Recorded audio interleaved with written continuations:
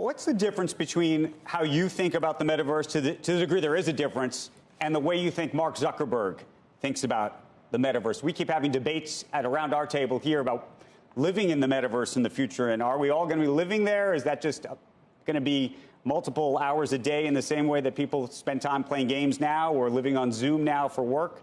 What does that look like to you? I don't know how Mark thinks about the metaverse. We think about it very optimistically. We think this is an extension from books to video to interactive. We think many forms of education are going to be much richer when we can jump there with our friends. When I use the analogy of studying ancient Rome, it's going to be interesting to go there together and feel ancient Rome.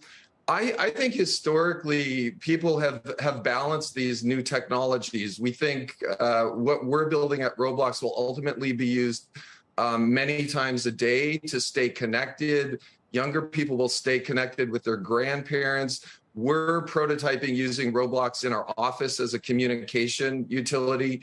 We have an optimistic view, and we view this ultimately as a not just a playing tool, but a tool where people learn together, where they work together, and where they use Roblox as a utility to stay connected. Right. How far off are we from interchangeable NFTs and the like in your version of the metaverse and being transportable to other places, given the fact that people live in a sort of a Roblox or Robux economy internally, and whether you think in the future people really will be able to transfer out or transfer in?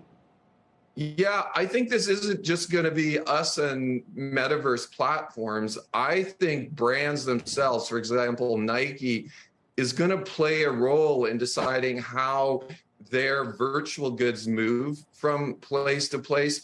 I also think that the technology is going to be constantly improving. So the definition of maybe this vision of an interchangeable 3D object, these objects are going to start to be made out of real fabric, and the laces are going to be tieable, and they're going to get more and more physically realistic. So I think we're technically have a long vision to go, and I think brands will play a big part in determining that interchange.